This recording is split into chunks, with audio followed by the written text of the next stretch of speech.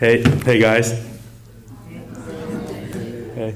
So I'm Edward, and I'm one of the other North Carolinian people here. That's my sister over there. Say hi to her. Hey. Okay, or not. That's fine.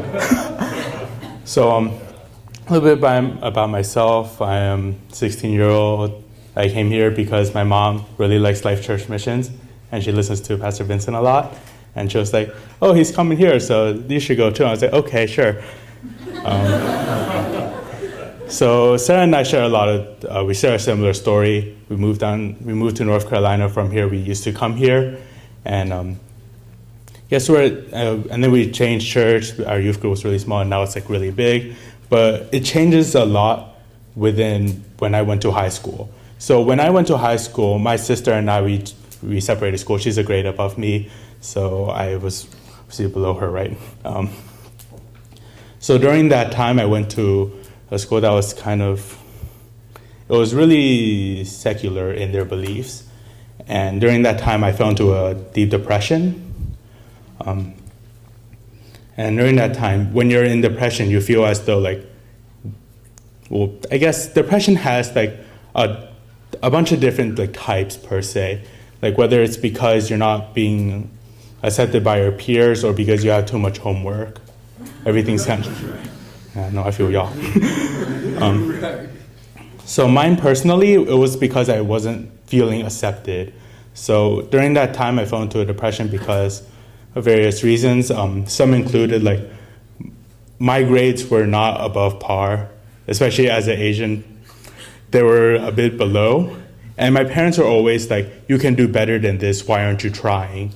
And it really made me feel as though, why do I even exist if I can't help my parents? So when you feel like that, you just start to wonder, should I even exist? And you might commit suicide. You might think about it. And during that time, I think that the Spirit really starts to control you. Said right there.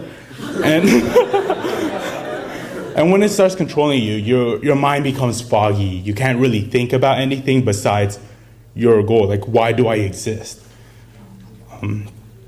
And I believe a bit after that, we changed churches to a different one, the one that we attend currently. And during that time, I really started to see God work in my life. So once again, it was the whole... You can stay a month at the new church, and if you don't like it, we'll move back.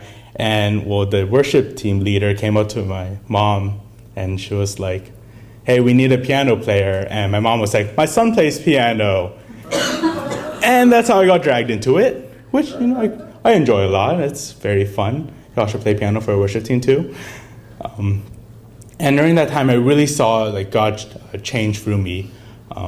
I stopped being depressed per se. And during that time, we actually opened a family business, which actually got me away from my worldly desires, which is what I was focusing on rather than God during my 9th grade years. I started focusing on my job more, and I couldn't exactly have time to go to my worldly desires. And I don't know where I'm going with this. Let's see.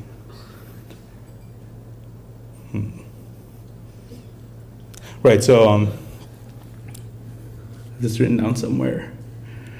So when we opened our shop, I was in depression, and it was really hard to find something that I excelled in, because once again, when you're in depression, you feel as though you have no skills and you're just a nobody in the midst of everyone who has a special talent in them.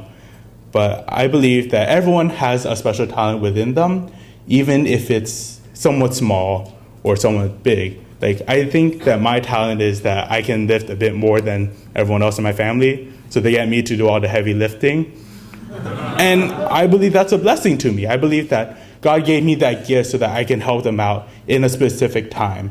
However, sometimes I do get lazy, and I don't want to help them out.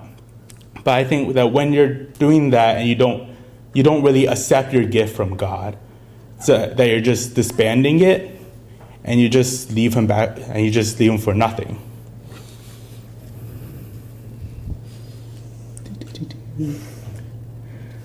Right. I don't know where I'm going with this. So the world will always be against you, even when you're in depression. So you should strive to be different, and by being different, you won't succumb to like worldly desires, and people will really notice you for who you are, a child of God, right? So some trials that people face in general.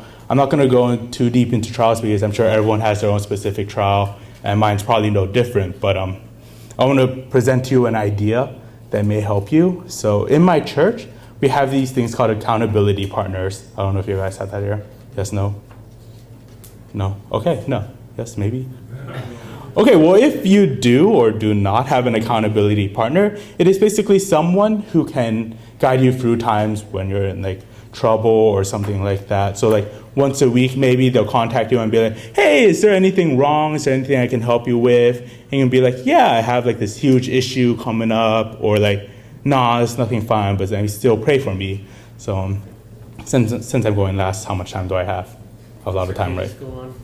So I want all of you guys to like right now find someone who you can talk to like once a week and see like if they're having any issues. So like just exchange phone numbers, exchange emails. If you guys aren't up for doing that right now, clearly judging by the blank stares on faces, I can tell you guys aren't. But if you guys have time after this, you guys can go find a friend and see if you guys can like exchange emails, and once a week, just help each other out. Because I think that it'll really go a long way, because it doesn't only help you out during your trials, but it shows that someone cares about you enough to email you once a week. And I think that can really help you out during times of depression or times of need. Thank you. And Edward, okay. What caught me is, why do I exist? You know, people like to ask that question. Why? No, you exist because God made you exist. And so that you can share about experience today, okay? Now, thank God for your experience. Now, I think he has brought something very true to us, that depression is a real issue, you know.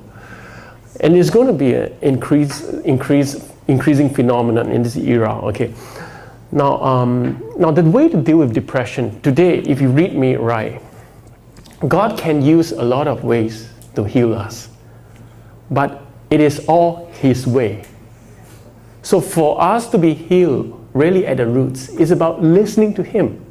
If the Lord wants us to take medication, if He convicts us, take medication, you take. You'll be healed, not because of the medication, but because you listen to the Lord. If the Lord says, you know, you have accountability partner in your lives, you know, they are people who pray for you and set you free through their prayer and concern. Okay, if that's from the Lord, you receive it, have accountability partner, and then you're healed through that, you know. But it's not those people that heal you. It's the Lord which you listen to, who you listen to, who heals you. You get what I mean? So, playing piano helps. Now, playing piano is not going to heal you. Having a accountability partner is not going to, it's the Lord Himself. So next time, when some methods seems to work for you, okay, you must see it as coming from the Lord Himself. So you receive it from the Lord, and you do it for the Lord. And that's called healing by the Spirit, you know. So, yeah, that's what I have for you, okay. So this is another really great idea I present to you. So learn it, okay. I don't know what you're going to experience after this, okay. Maybe there will still be a lot of challenges. Maybe it's going to come again with more intensity, but you know, it's the Lord Himself who heal you, okay? Go through Him, make connections with Him. You see, I tell you, God gave us this head and heart. Both are needed. But these two things are really different.